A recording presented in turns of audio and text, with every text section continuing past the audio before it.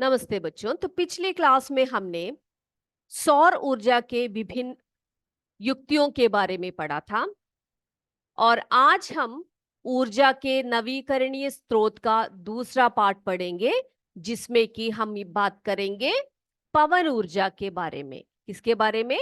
पवन ऊर्जा के बारे में बात करेंगे, जिसे हम विंड एनर्जी कहते हैं। ये पवन ऊर्जा क्या है? पवन आपको पता है क्या है? हवा है। पवन पवन जो होती है वो हवा होती है। अब वायु या हवा है ना, या तो हम इसको वायु कहते हैं या इसको हवा कहते हैं। अब वायु के गतिशील होने से उत्पन्न गतिज को, उस ऊर्जा को हम पवन ऊर्जा कहते हैं। क्या है पवन ऊर्जा? वायु के वायु के गतिशील वायु के गतिशील होने से उत्पन्न होने से उत्पन्न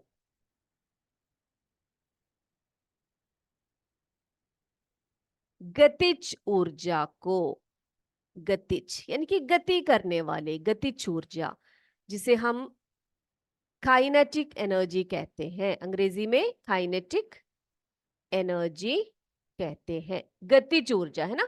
क्या है गतिज ऊर्जा? क्या होती है बेटा? जैसे कि ऐसे एकदम से खड़ा खड़ा नहीं, ऐसे बहाव होता है। आपको पता है, अब पानी हो या वायु हो, वो चलती रहती है, यानी कि मूवमेंट होता रहता है उनमें। तो उसी से हम क्या कहते हैं? उसी को हम गतिज ऊर्जा कहते हैं या काइनेटिक एनर्जी कहते हैं, है ना। जैसे बहता हुआ जल, वो क्या है? कैसी एनर्जी है उसमें? उसमें गतिज ऊर्जा है। ऐसे बहता हुआ जो वायु है, उसमें भी क्या है? गतिज ऊर्जा है। उसको हम गतिज ऊर्जा कहते हैं। अब जैसे कि एग्जाम्पल आप देख लो, यहां पर मैं दिखाती हूं। यहां पर मैंने एक पेन रखा। अब इसमें जो एनर्जी है वो गतिज ऊर्जा नहीं है, क्योंकि ये स्टेबल यहीं पर पड़ा हुआ है, ये है ना।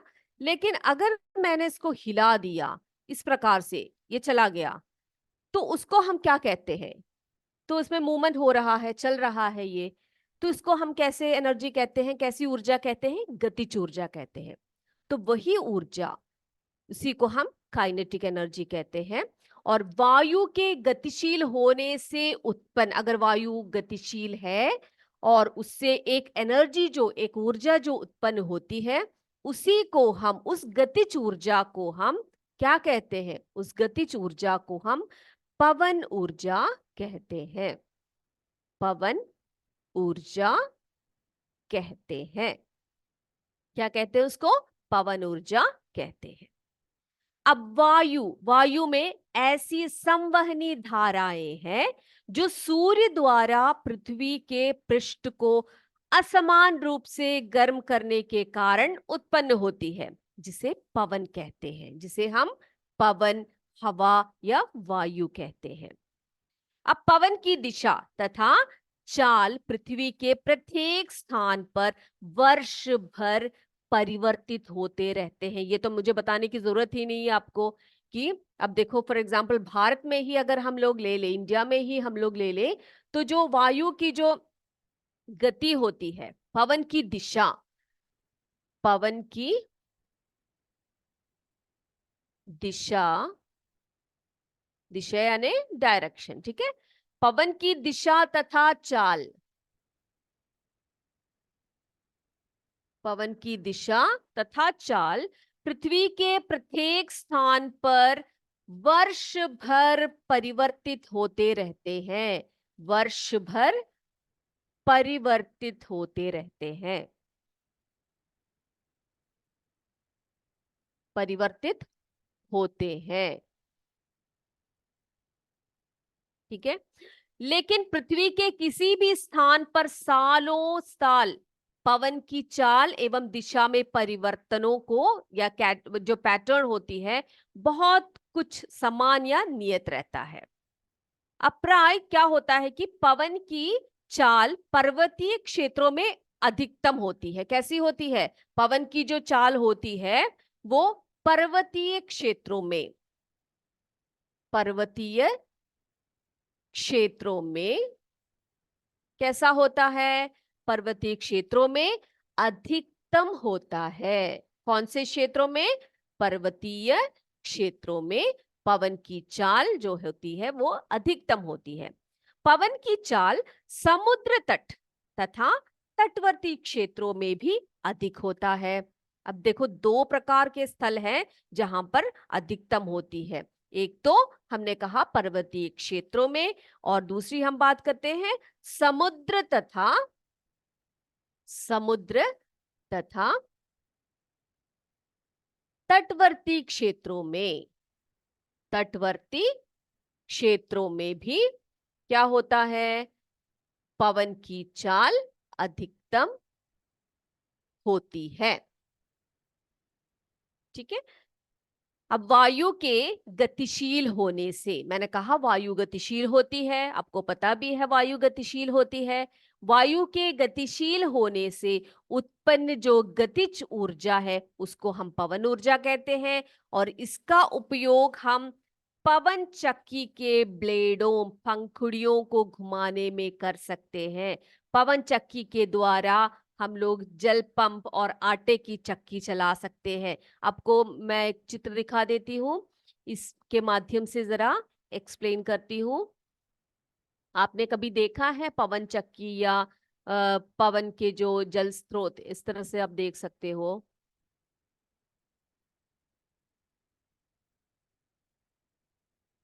ओके, ये देखो चित्र में दिख रहा है आपको। ये देखो कैसा चल रहा है ये ऐसे पंखे लगे होते हैं इसमें। ठीक है। तो इससे क्या होता है कि जो पवन ऐसे, जो गतिशील पवन है, हमने कहा गतिशील पवन, उसी को हम लोग क्या कहते हैं? गतिज ऊर्जा जो होती है उसमें, उसी को हम पवन ऊर्जा कहते हैं, है ना। तो इसका उपयोग जो है पवन चक्की के ब्लेड, ये देख सकते हो आप, ये पंखा लगा हुआ है, इसके ब्लेड लगे हुए हैं इसमें, और इसके ब्लेडों को घुमाने में किया जाता है। अब जैसे जैसे इसका ब्लेड घूमता है ना, ऐसे खंबा होता है, इसके ऊपर ये फैन होता है इसका, या फिर इसकी जो क्या बोलते हैं हम लोग उसको, तो ये फैन इस तरह से लगा होता है। तो ये पवन के गति के अनुसार ये हिलता है या घूमने लगता है। अब इसके द्वारा क्या कर सकते हैं हम लोग? ये देखो, इसके साथ ही क्या लगा हुआ है? एक दानेदार, दांतदार जो है पहिया लगा हुआ है, एक व्हील लगा हुआ है। अब इसका जो है, ये इसका जो शैफ्ट है, ये देखो अब शैफ्ट लगा हुआ है इसमें, और ये किससे कनेक्टेड है? यहाँ पर एक दांतेदार, ठीक है, दांतेदार पहिया लगा हुआ है। जैसे जैसे ये पंखा घूमेगा वैसे वैसे ये जो है शैफ्ट जो है ये घूमेगा, और ये घूमते घूमते क्या करेगा? ये जो दांतेदार जो पहिया है ना, इसको भी साथ में घुमाएगा। अब ये दांतेदार पहिया किसके साथ जुड़ा हुआ है? आप देख सकते हो यहाँ पर एक घूमता मिल पत्थर रखा हुआ है, ये देख सकते हो आप। और यहाँ पर नीचे की तरफ एक स्थिर पत्थर रखा है, स्थिर मिल पत्थर रखा है। ये नीचे वाला पत्थर स्थिर होता है, वो घूमता नहीं है, लेकिन ऊपर का जो पत्थर होता है वो हिलता है। कैसे हिलता है? जैसे हवा बहती है, पंखा हिलता है, पंखे के साथ साथ इसमें लगे हुए जो क्रैंक और शैफ्ट है वो ये हिलते हैं या घूमते हैं, और इसी के साथ साथ दांतेदार पहिया घूमने लगता है, और ये जो पत्थर, ऊपर वाला जो पत्थर है, मिल पत्थर है, वो भी हिलता है, यानी कि घूमता है। आपने देखा होगा चक्कियां, सब आपके गांवों में सब देखे होंगे आपने, है ना। तो क्या करते हैं, इसमें अनाज डाल दिया जाता है, गेहूं हो चाहे चावल हो, कुछ भी हो, कोई भी अनाज इसमें डालते हैं। तो जैसे जैसे ये पत्थर घूमता है, इसके अंदर की जो अनाज है वो पिसता रहता है। वो क्या होता है? पिसता, ग्राइंड होता रहता है, पिस जाता है। तो इससे हमें क्या प्राप्त होती है? आटा प्राप्त हो जाती है। तो आप सोचो जरा, हवा की सहायता से, वायु की सहायता से, या पवन ऊर्जा की सहायता से हम लोग क्या कर सकते हैं? पवन चक्की के निर्माण कर कर उसमें बहुत सारे अनाजों को, या फिर जो चक्की के जो कार्य हम लोग करते हैं, इससे आराम से हम लोग कर सकते हैं। ठीक है। अब दूसरा चित्र आप देख सकते हो, ये देखो क्या है? ये एक जल पंप है। क्या है ये? जल पंप है। अब ये भी कैसा चलता है? जल पंप ये भी पवन की सहायता से, पवन ऊर्जा की सहायता से हम चला सकते हैं। तो ऐसे जो है, ये क्या होता है कि हवा हिलती है, सॉरी, हवा जब आती है बुरी तरह से, तो ये पंखा घूमने लगता है, इसके साथ इस तरह से ये जो क्रैंक लगा होता है और पिस्टन जो होता है इसका, ये दब जाता है। और जैसे ही दबता है, ये पानी इस नल से बाहर निकल आता है, नल से पानी बाहर निकलता है। तो इस प्रकार से ये जो है, ये जो पाइप होती है, ये जो पंप होती है, ये किसी जल स्रोत के साथ लगाया जाता है। बिना जल स्रोत के लगाए हमें पानी प्राप्त नहीं हो सकती है ना, तो जल स्रोत के साथ इसको लगाया जाता है और जल जो है वो खिंचता है और बाहर को निकलता है। हमारे देश में, हमारे भारत में तमिलनाडु एवं गुजरात प्रदेशों में पवन की ऊर्जा, तो ये दोनों बातें आपको क्लियर हो गई ना, ये जो पवन चक्की और जो जल स्रोत है, जल पंप के बारे में बात तो क्लियर हो गई आपको। चलिए, अब एक और बात आपको बता देते हैं कि हमारे देश में, भारत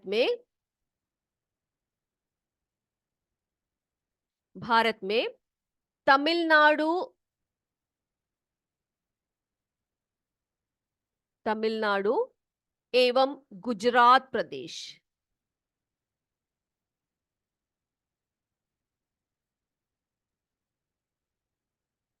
तमिलनाडु एवं गुजरात प्रदेश में पवन ऊर्जा पर आधारित विंड मिल फार्म द्वारा विद्युत ऊर्जा का उत्पन्न भी होता है।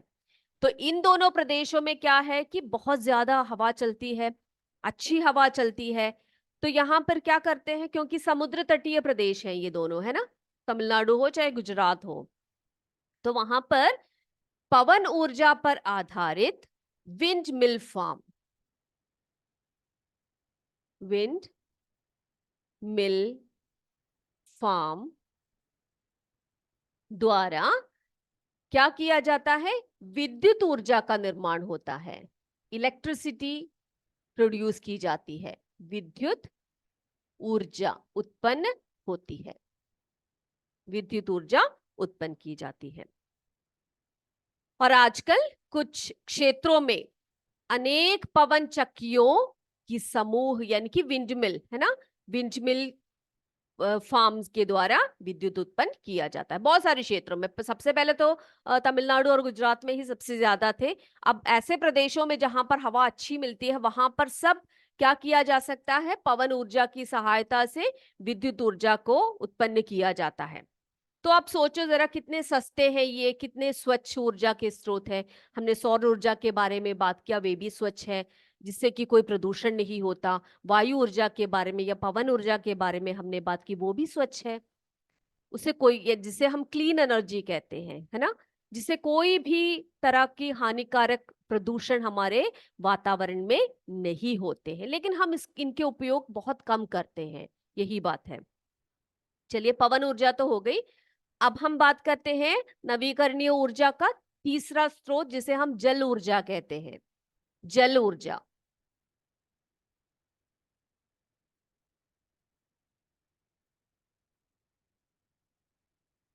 जल ऊर्जा, जल ऊर्जा हाइडल शक्ति या हाइडल पावर कहते हैं इसको।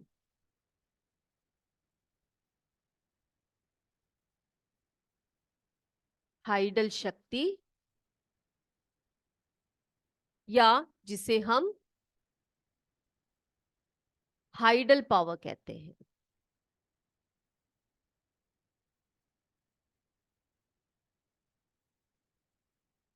ओके, अब हाइड्रो शब्द से ही ये बने हैं। हाइड्रो यानी क्या है, हाइड्रा, हाइड्रो, हाइड्रो यानी कि वाटर, है ना, पानी। पानी का फॉर्मूला क्या है, H2O। ऐसे ही तो पानी बना है, हाइड्रोजन के दो मॉलिक्यूल्स और ऑक्सीजन का एक मॉलिक्यूल मिलकर क्या बनता है, वाटर बनता है, पानी बनता है। और इसी के ऊर्जा को हम क्या कहते हैं, जल ऊर्जा कहते हैं, हाइडल शक्ति या हाइडल पावर कहते हैं।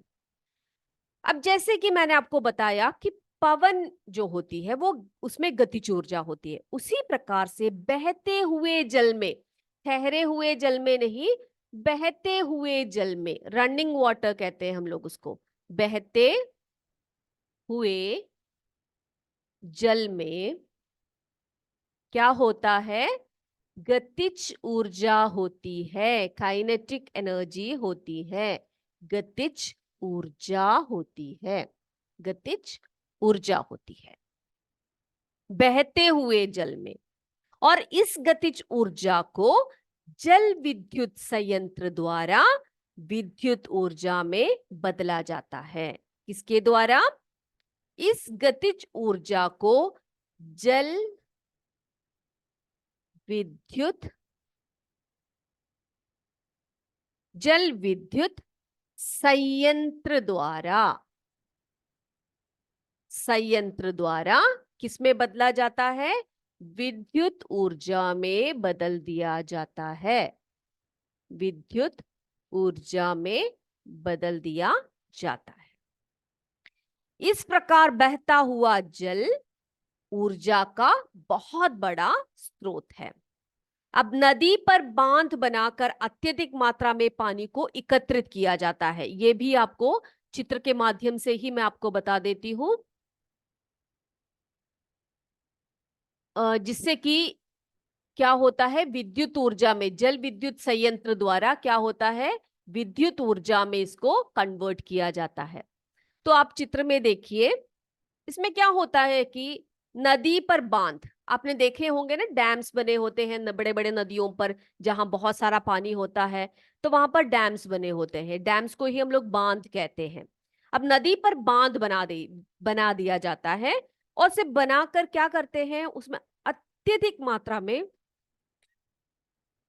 सॉरी, नदी पर बांध बनाकर अत्यधिक मात्रा में पानी को एकत्रित किया जाता है। आप देख सकते हो यहाँ पर पानी को एकत्रित किया गया है, इकट्ठा किया गया है। तो कम से कम 10 मीटर की ऊंचाई, 10 मीटर की ऊंचाई पर जल को टरबाइन की पंखुड़ियों पर गिराया जाता है। क्या किया जाता है बेटा? ये देखो, ये टरबाइन का चित्र दिख रहा है आपको। तो 10 मीटर की ऊंचाई से इन पंखुड़ियों पर, किन पंखुड़ियों पर? टरबाइन के पंखुड़ियों पर, ये इस प्रकार का टरबाइन लगा हुआ है। इसका चित्र आप यहाँ पर देखो, डिटेल में देखो, यहाँ पर ये देखो पंखे जैसा है ना। तो इस प्रकार से इसके ऊपर गिराया जाता है, इनकी पंखुड़ियों पर गिराया जाता है, जिससे कि टरबाइन तेजी से घूमता है, ऐसा रोटेट करने लगता है, तेजी से घूमता है। और टरबाइन के घूमने से उससे जुड़ी जो जनित्र होती है, जनरेटर लगा हुआ होता है इसके साथ साथ के। तो जनरेटर जो है, जैसे जैसे टरबाइन घूमता है उसी तरह से जो जनरेटर है या विद्युत जनित्र है, वो क्या करती है, वो जनित्र जो है वो विद्युत ऊर्जा उत्पन्न करती है उसमें। यानी कि इतनी शक्ति इस पानी में होती है, जो बहता हुआ पानी है, फ्लोइंग वाटर होती है, उसमें इतनी ऊर्जा होती है जिसे हम गतिज ऊर्जा कहते हैं, कि ये जो टरबाइन है तेजी से घूमता है, और उसके तेजी से घूमने से जनित्र कार्य करता है, और जनित्र क्या करता है, इसको जो है पानी की जो ऊर्जा है उसको विद्युत ऊर्जा में कन्वर्ट कर देती है, बदल देती है, परिवर्तित कर देती है। और विद्युत तारों की सहायता से उत्पन्न विद्युत ऊर्जा का, आप देख रहे हो यहाँ पर, ये सब देखो यहाँ पर क्या लगे हुए हैं, ये सब किस लिए है? ये सब बिजली को, यानी कि जो करंट है उसको ले जाने के लिए, कहां पर? गांवों में, शहरों में, कस्बों में सब भेजा जाता है। ये बात क्लियर हो गई? तो ये है जल विद्युत संयंत्र का कार्य, जिससे कि जल ऊर्जा को विद्युत ऊर्जा में कन्वर्ट किया जाता है। जल ऊर्जा को किसमें कन्वर्ट किया जाता है, किसमें परिवर्तित किया जाता है? पानी की ऊर्जा को, पानी की शक्ति को, जल की शक्ति को विद्युत ऊर्जा में कन्वर्ट किया जाता है।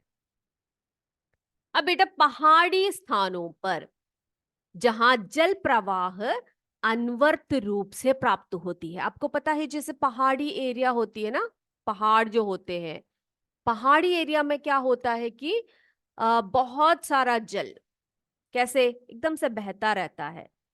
तो यहाँ पर पहाड़ी स्थानों पर जल प्रवाह अनवर्त रूप में, पहाड़ी स्थानों पर,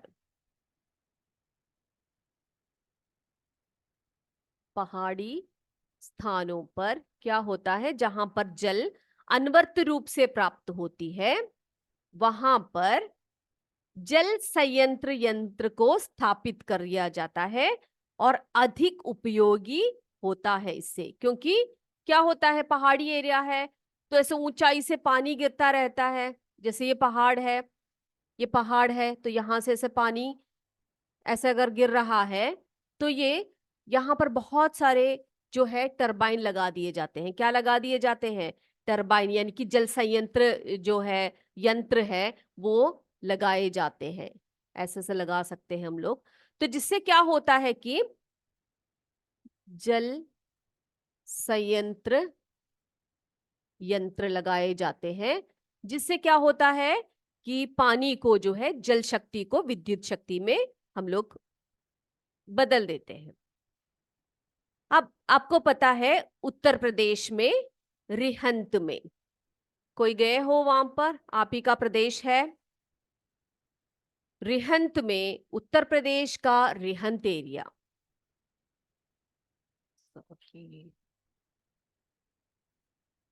रिहंत ये कहां पर है? उत्तर प्रदेश में। उत्तर प्रदेश का रिहंत एरिया, बाखड़ा नांगल, बाखड़ा नांगल कहां पर है? ये बाखड़ा नांगल ये पंजाब में स्थित है। पंजाब, बाखड़ा नांगल पंजाब। एवं टिहरी, टिहरी उत्तराखंड में। टिहरी कहां पर है? टिहरी उत्तराखंड, उत्तराखंड में टिहरी। और यहां पर ऐसे एरियाज हैं, ये पहाड़ी है, आपको पता है पहाड़ी स्थल है ये सब। तो यहां पर क्या होता है, जल द्वारा विद्युत उत्पन्न करने के संयंत्र स्थापित किए गए हैं। बड़े बड़े संयंत्र यंत्र को वहां पर स्थापित किया गया है। तो बहुत सारे एरियाज में ये इन सब जगहों से इलेक्ट्रिसिटी पहुंचती है। ओके, चलिए, तो ये बात क्लियर हो गई। जल ऊर्जा, जल ऊर्जा के द्वारा, जिसे हम हाइडल शक्ति या हाइडल पावर कहते हैं, और बहते हुए जल में जो गतिज ऊर्जा होती है उसे विद्युत, जल विद्युत संयंत्र द्वारा विद्युत ऊर्जा का उत्पादन होता है। अब एक दूसरे ऊर्जा के बारे में हम बात करेंगे, जो है समुद्री ज्वार भाटा से ऊर्जा। क्या है? समुद्री ज्वार भाटा से ऊर्जा।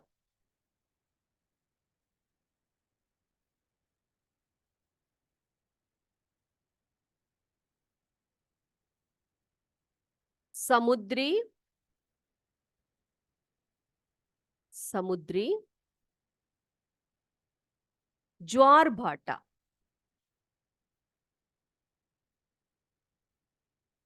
ज्वार भाटा, समुद्री ज्वार भाटा से ऊर्जा।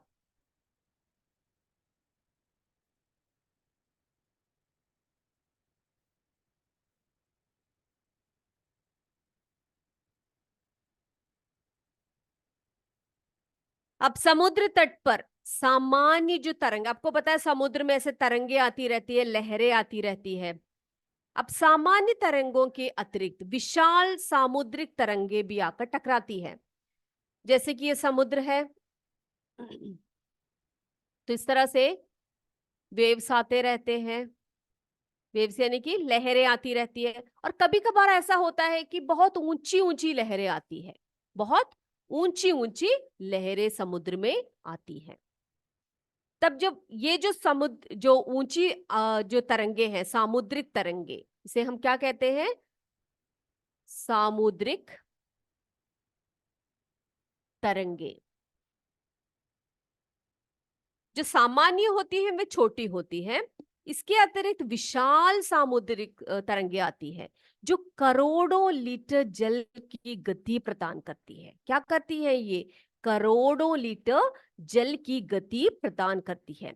और इस प्रकार की तरंगे प्राय दिन में 2 बार बनती या विलुप्त होती है। तो जो बड़ी है, जो विशाल सामुद्रिक तरंगे हैं, वो दिन में विशाल सामुद्रिक तरंगे जो दिन में 2 या 3 बार, दिन में 2 या 3 बार, हो सकता है कि इससे अधिक हो और कम हो, बनती है और विलुप्त होती है, आती है जाती है। इन तरंगों को ज्वार भाटा कहते हैं। क्या बोलते हैं बेटा इनको? ज्वार भाटा कहते हैं। ज्वार भाटा कहते हैं इनको, हम ज्वार भाटा कहते हैं। विशाल सामुद्रिक तरंगे जो दिन में ज्यादातर 2 बार बनती है या विलुप्त होती है, और इन तरंगों को हम ज्वार भाटा कहते हैं।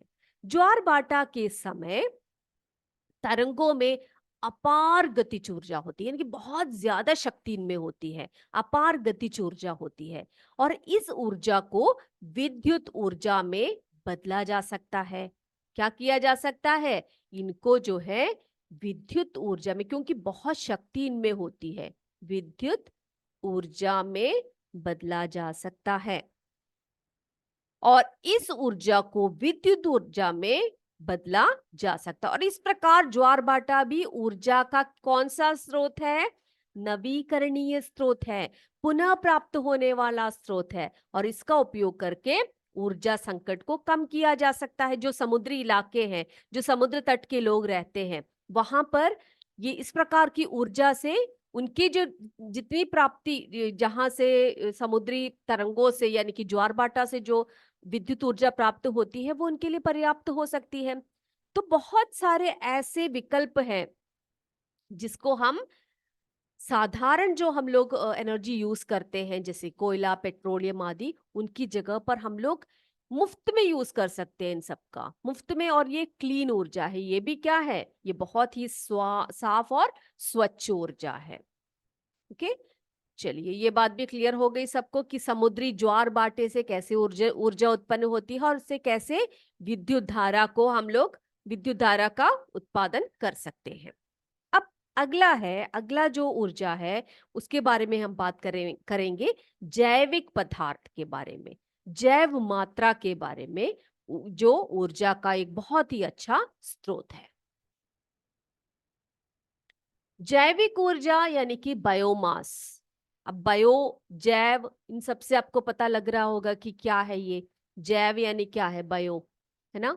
जैव, जहां पर भी जैव शब्द आए या जहां पर भी बायो शब्द आए, उसका अर्थ क्या है? उसका अर्थ क्या है? जो जीव जंतु है ना, जीव जंतुओं के बारे में पता लग जाता है हम लोग, हमें, यानी कि लिविंग। जैव यानी कि जीवित, या फिर हम लोग बोलते हैं जीव जंतुओं के बारे में, है ना? तो ये है। अब इसमें क्या पढ़ेंगे हम लोग? जैव पदार्थ। क्या पढ़ेंगे? जैव पदार्थ, जैव मात्रा, जो ऊर्जा का स्रोत है। जैविक पदार्थ, जैविक पदार्थ जिसे हम जैव मात्रा, जैव मात्रा कहते हैं। ऊर्जा का, ऊर्जा का स्रोत, ऊर्जा का स्रोत। अब ये क्या है?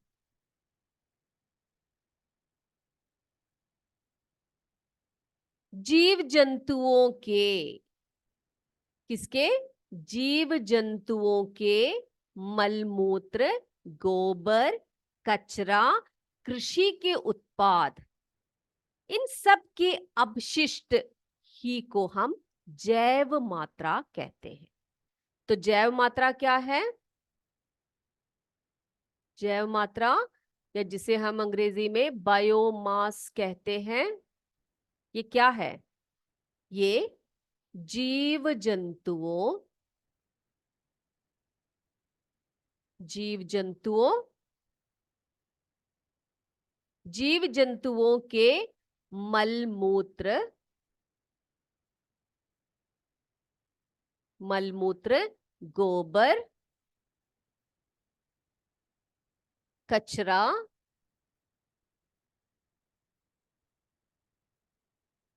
कृषि उत्पादों कृषि उत्पादों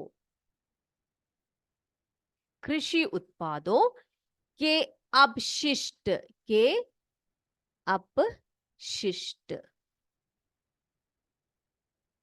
अपशिष्ट, इन्हीं को हम क्या कहते हैं? इन्हीं को हम जैव मात्रा कहते हैं। इनका विशेष प्रकार के जो संयंत्र में विघटित करके, उनको क्या किया जाता है? विशेष प्रकार के संयंत्र होते हैं, उसमें विघटित कर कर उनकी ऊर्जा का एक स्रोत बायोगैस का उत्पन्न किया जाता है। जरा देख लीजिए बायोगैस प्लांट को, हम अभी आपको दिखा देते हैं ये किस प्रकार से ऊर्जा का स्रोत बनता है। देखिए, यस, तो आप देख सकते हो स्क्रीन पे, ये एक गोबर गैस प्लांट इसको कहते हैं हम लोग, देख सकते हो आप इसको। तो इसमें क्या होता है कि विशेष प्रकार का संयंत्र है ये, इसमें विघटन कर ऊर्जा के एक स्रोत बायोगैस का उत्पन्न किया जाता है। किसका उपयोग, किसका उत्पादन किया जाता है? बायोगैस का उत्पादन किया जाता है। अब जो गोबर है, गोबर में संचित रासायनिक ऊर्जा जो है बायोगैस में बदलने के कारण इस कार्य को गोबर गैस प्लांट में किया जाता है। ये देख सकते हो आप, ये गोबर गैस प्लांट है, इसमें किया जाता है। और इसमें एक मिक्सिंग टैंक होता है। इसमें क्या होता है, यहाँ पर आप देख सकते हो, यहाँ पर एक मिक्सिंग टैंक है।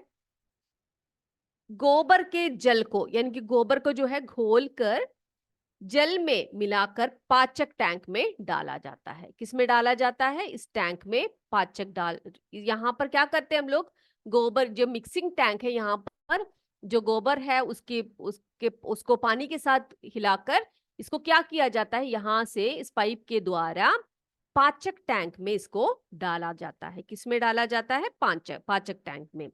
और इससे मेथेन और कार्बन डाइऑक्साइड के मिश्रण युक्त गैस उत्पन्न होती है। तो ऐसे जब बंद होता है ये आप देख सकते हो, यहाँ पर एक डोम के रूप में है ये। और इसके अंदर क्या होता है? इसके अंदर जो है मेथेन और कार्बन डाइऑक्साइड का मिश्रण युक्त एक गैस तैयार हो जाती है। इसके अंदर एक गैस तैयार हो जाती है, और इस गैस को हम क्या कहते हैं? गोबर गैस या बायोगैस कहते हैं। क्या कहते हैं उस गैस को? गोबर गैस या बायोगैस कहते हैं। और इसके अतिरिक्त इसमें हाइड्रोजन सल्फाइड तथा हाइड्रोजन गैसें भी अल्प मात्रा में होती है। गैस प्लांट के शेष अपशिष्ट क्या होता है? कंपोस्ट खाद में बाहर निकाल दिया जाता है। अब ये जो कंपोस्ट खाद है ना बेटा, ये बहुत ही जरूरी, बहुत अच्छा होता है। किसके लिए? पेड़ पौधों के लिए, कृषि के लिए, सब बहुत अच्छा होता है। तो ये क्या होता है, इसमें भी कोई प्रदूषण नहीं होता। अब साधारण तरीके से क्या कर सकते हो, यहाँ पर देखो गैस निकास लगा हुआ है, और इस यहाँ पर एक वाल्व रखा हुआ, गैस वाल्व रखा हुआ है, जिससे कि आप कनेक्शन दे सकते हो आपके घरों में सब। तो इससे क्या होगा, जैसे कि आप एलपीजी का प्रयोग करते हो, उसी प्रकार से आप गोबर गैस का भी प्रयोग कर सकते हो। ये किसके द्वारा होता है? ये जो है गोबर गैस प्लांट द्वारा ये प्रक्रिया चलती है। ये संयंत्र ऐसा है जो गोबर को या फिर ऐसे वेस्टों को क्या करती है?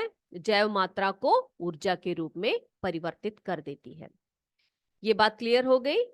तो आज हमने बहुत सारी बातें की। ये गोबर गैस प्लांट के बारे में अभी हमने बात की।